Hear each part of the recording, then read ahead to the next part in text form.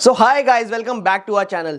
आज हम आपके लिए लेके आए हैं 2024 का थर्ड आईपीओ ई पैक ड्यूरेबल्स का आईपीओ का फुल रिव्यू, जिसमें आप समझेंगे कि कंपनी क्या करती है, उसके फाइनेंशियल्स कैसे हैं, ग्रे मार्केट प्रीमियम क्या चल रहा है एंड फाइनली इसमें अप्लाई करना चाहिए या हम इसको अवॉइड कर सकते हैं। So let's dive into this video, जहां पे हम समझेंगे बेसिक डिटेल्स के बारे में पहले कि कंपनी करती क्या है। सो गाइस, अगर हम देखें तो कंपनी इनकॉर्पोरेट हुई थी 2019 में, जो कि एक बहुत ही फेयरली न्यू कंपनी है। अभी न्यू कंपनी है फिर भी आईपीओ ला रही है, बट हम अगर इसका सेगमेंट देखें तो ये कंपनी काम करती है ओडीएम में। ओडीएम क्या होता है? ओरिजिनल डिज़ाइन मैन्युफैक्चरर है। अब guys, original design manufacturer companies कैसे काम करती हैं? जैसे कोई बड़ी कंपनी है एंड बड़ी कंपनी को स्पेसिफिकली कोई एक या दो डिज़ाइन प्रोडक्ट्स बनवाने हैं अपने, तो वो ओडीएम कंपनी से बनवाएंगी। जैसे सपोज उनको स्पेशलाइज्ड कोई प्रोडक्ट चाहिए एंड उसका डिज़ाइन करना है एंड उसको मैन्युफैक्चर भी करना है, तो they can source it to a third party, जो कि ओडीएम कंपनीज जनरली अंडरटेक कर लेती है and E Pack Durables is one such of them. So company के प्रोडक्ट्स के बारे में अगर हम बात कर लें तो कंपनी बनाती है room ACs and other such appliances जो इस सेगमेंट में काम करते हैं। सो अगर हम इंपॉर्टेंट डेट्स के बारे में बात करें आईपीओ की, सो ओपनिंग होगी 19 जनवरी को एंड क्लोजिंग हो जाएगी 23 जन को। अलॉटमेंट 24 जनवरी को मिलेगी। रिफंड स्टेटस 25 जन को पता लग जाएगा एंड लिस्टिंग 29 जनवरी को हो जाएगी।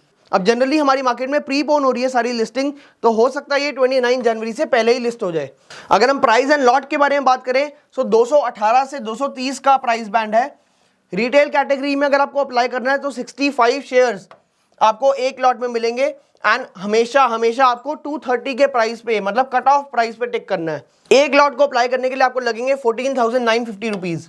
अगर आप एचएनआई स्मॉल कैटेगरी से अप्लाई कर रहे हैं तो 910 शेयर्स का 14 लॉट होंगे, जो कि एक बास्केट बनती है एचएनआई स्मॉल के लिए, एंड उसमें लगेंगे 2,09,300 रुपये। सिमिलरली एचएनआई बिग की बात करें तो इसमें लगेंगे 4355 शेयर्स, जो कि होता है 67 लॉट की एक बास्केट, एंड उसमें लगेंगे आपके 10,01,650 रुपीज़।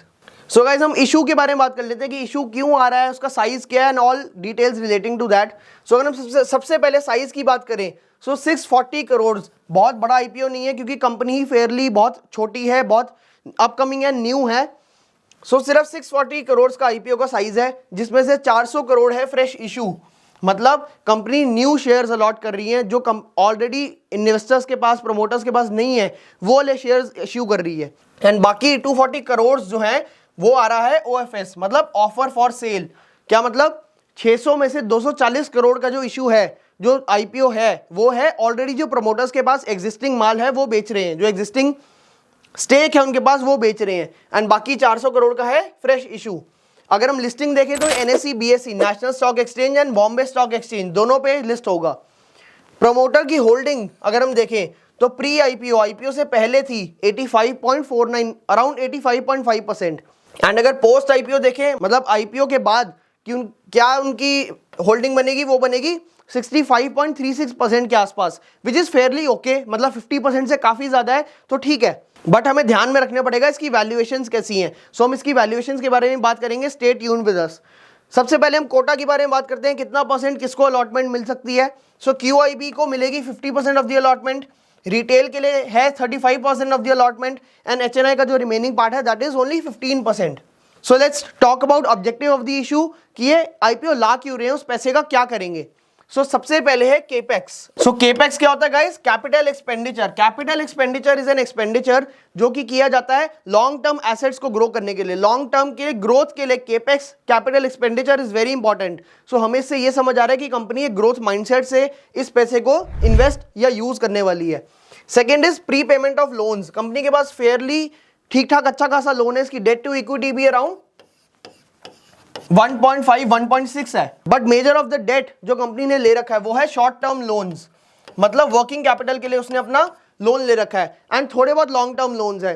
सो लॉन्ग टर्म लोन्स की प्री पेमेंट, मतलब अभी उनका टाइम नहीं आया पे करने का, but they want to prepay, अपने सर से कर्जा डेट उतारना चाहते हैं। सो उसके लिए भी कुछ पार्ट इस इशू में से जाएगा। एंड थर्ड जो हमारा होता है जनरल कॉर्पोरेट पर्पस की, मतलब कंपनी को जनरली यूज एंड एवरीडे के लिए जो पैसे चाहिए उसके लिए भी इशू कर रही है। अब हम मोस्ट इंपॉर्टेंट पार्ट फाइनेंशियल्स के ऊपर चलें कंपनी के। सो 2021 से 2023 की हम ग्रोथ के बारे में बात करेंगे in terms of revenue, assets and profit after tax. So सबसे पहले रेवेन्यू की अगर हम बात करें तो 740 करोड़ से बढ़ते बढ़ते 2022 में 927 करोड़ का रेवेन्यू हो गया एंड 2023 में फिनोमिनल ग्रोथ हमें देखने को मिली जो कि थी 1540 करोड़ की। एंड इसको अगर हम ग्रोथ वाइज परसेंटेज वाइज देखें तो ये बनता है 66%, which is very very good and excellent. But again guys, इससे बहुत ज़्यादा इन्फ्लुएंस नहीं होना क्योंकि ये कंपनी इज फेयरली स्मॉल, बहुत बड़ी कंपनी नहीं है। सो छोटी कंपनी में ग्रोथ आना is a good thing, but ये बहुत ज़्यादा इतनी तेज ग्रोथ सस्टेन कर पाएगी या नहीं कर पाएगी ये देखने वाली बात है। एसेट्स की अगर हम बात करें तो 520 करोड़ से बढ़ते बढ़ते 2022 में 1076 करोड़ हो गए एंड 2023 में 1464 करोड़ हो गए, which is a 36% growth in assets, जो कि एक बहुत ही अच्छी ग्रोथ रेट है। अगर हम प्रॉफिट आफ्टर टैक्स पैट की बात करें सो 7.8 करोड़ से बढ़ते बढ़ते 17 करोड़ हो गया और 2023 में 31.97 अराउंड 32 करोड़ हो गया, जो कि होता है 83% ग्रोथ। आप गाइस खुद सोच के देखो, अगर कोई कंपनी 83% प्रॉफिट कंपाउंडिंग रेट से ग्रो कर रही है और करती है ऐसे कुछ सालों के लिए, तो कहां पहुंच जाएगी company. But that is the whole point कि छोटी कंपनीज की ग्रोथ रेट बहुत ज्यादा होती है क्योंकि अभी उनका एसेट साइज, अभी उनका जो बिजनेस मॉडल है वो काफी छोटा है। सो हम कहते हैं कि जैसे एक स्टॉक को बढ़ने में पहले टाइम लगता है, फिर जब वो बढ़ जाता है तो वो धीरे धीरे बढ़ता है।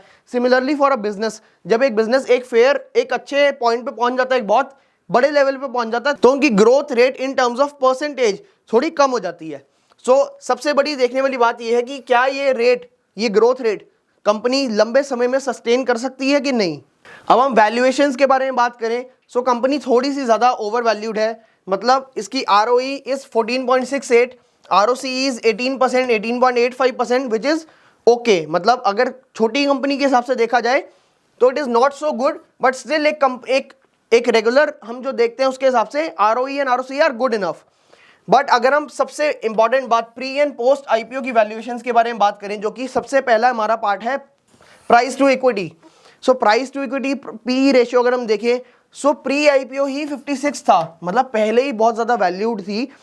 ₹1 की अर्निंग के लिए आपको 56 रुपीज़ देने पड़ रहे थे एंड पोस्ट IPO देखिए गाइस, तो चेक आउट द वॉपिंग नंबर, 400 रुपये से ज़्यादा देने पड़ रहे हैं आपको ₹1 की अर्निंग कमाने के लिए इस कंपनी में। You can think of the price at which the company is asking for its valuation. क्या मतलब कंपनी इतने ज़्यादा पैसे मांग रही है ₹1 की अर्निंग्स के लिए, विच इज़ नॉट जस्टिफाइड। मतलब ये बहुत ही ज़्यादा है, ठीक है, समझ आती है, ग्रोथ रेट बहुत ज़्यादा है, वी आर एक्सपेक्टिंग कि ग्रोथ रेट बढ़ने वाली है, अर्निंग्स हमारी बढ़ सकती हैं and all that, but still it is a huge valuation to ask.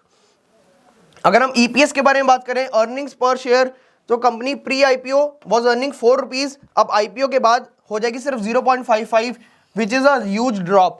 तो हमें ये तो समझ आ गया कि कंपनी किसी भी तरीके से सस्ते में पैसे तो नहीं मांग रही। क्या मतलब कंपनी जो वैल्यूएशन आस्क कर रही है, जो पैसे मांग रही है आपसे, वो बहुत महंगे रेट पे मांग रही है। अब हम उसकी पेयर कंपैरिजन की अगर बात करें, मतलब जो कंपनी सेम सेगमेंट में काम करती है उनके बारे में बात करें, तो एलन इलेक्ट्रॉनिक्स ऑलमोस्ट इसके साइज के आसपास है, जिसका PE चल रहा है 24.28। अब गाइज इसका PE देखिए 418 रुपये, ठीक है, समझ आती है, ये पूरा इंडस्ट्री एक ग्रोथ इंडस्ट्री है, काफ़ी ज़्यादा इसमें ग्रोथ है। स्टिल 56 का प्री एंड 418 का post PE is too much. Dixon Technologies क्योंकि बहुत ही बड़ी कंपनी ऑलरेडी बन चुकी है, सो इसका PE 140 के आसपास है एंड अंबर एंटरप्राइज का 66 के आसपास है। बट ये दोनों कंपनीज हमारी IPO कंपनी जो कि है E-Pack ड्यूरेबल्स, उनसे बहुत बहुत बड़ी है एंड काफ़ी टाइम से मार्केट में है। सो हो सकता है ये सेगमेंट की वजह से, क्योंकि ग्रोथ सेगमेंट है, इनका PE काफ़ी ज़्यादा है, but still 400 PE is too much to ask for. अब गाइज मोस्ट इंपॉर्टेंट थिंग आप सबके लिए जो है ग्रे मार्केट प्रीमियम। हमारा ग्रे मार्केट प्रीमियम इंडिकेट करता है कि किस प्राइस पे, किस प्रीमियम पे या किस डिस्काउंट पे हमारा जो इशू का प्राइस है वो खुल सकता है। करंटली जब मैं वीडियो बना रहा हूँ as of it right now सिर्फ 15 रुपये का प्रीमियम चल रहा है। क्या मतलब सिर्फ 6.5% आपको इसमें प्रॉफिट हो सकता है अगर आज के हिसाब से, अभी के हिसाब से देखा जाए। अगर आप पर लॉट में अप्लाई करते हैं तो 975 रुपीज़ का प्रॉफिट हो सकता है। And let me tell you guys, issue size इतना छोटा है, 650 करोड़ का सिर्फ इशू साइज है, कि मोस्टली इसके चांस है ओवर सब्सक्राइब होने के। एंड हम सबको पता है जब भी ओवर सब्सक्राइब हो रहा होता है तो एक लॉट से ज़्यादा अप्लाई करने का कोई फायदा नहीं है, क्योंकि आपको जितने भी लॉट अप्लाई कर लो सिर्फ आपको एक ही लॉट मिलने वाला है रिटेल कैटेगरी में। So apply for only 1 lot अगर आप करोगे तो, एंड कट ऑफ प्राइस पे आपको हमेशा टिक करना है। डू लेट अस नो आप इसमें अप्लाई करोगे या नहीं करोगे। मेरा स्टैंड अभी इसमें थोड़ा सा न्यूट्रल सा है, क्योंकि ऑल्दो कंपनी बहुत अच्छी है, फाइनेंशियल्स बहुत अच्छे हैं, बट क्योंकि पीई एंड ईपीएस की growth is not so good, तो मुझे ऐसा लगता है कि मैं वेट करूंगा थर्ड डे के सब्सक्रिप्शन के हिसाब से एंड थर्ड डे के ग्रे मार्केट प्रीमियम के हिसाब से, मार्केट के मूड के हिसाब से हम इसमें अप्लाई करने का सोचेंगे। Till then wait for our final review video. Like this video, comment down below कि आप इसमें अप्लाई कर रहे हो, आपका क्या मूड बन रहा है, क्या आपको लग रहा है मार्केट का माहौल बन सकता है, ग्रे मार्केट प्रीमियम बढ़ सकता है अगर मार्केट बढ़े तो, या मार्केट और टूटने वाली है जिसकी वजह से ग्रे मार्केट प्रीमियम और गिरेगा, या नेगेटिव भी हो सकता है, डिस्काउंट पे भी खुल सकता है। So do let us know that in the comments down below. Share this video with your friends and thank you so much.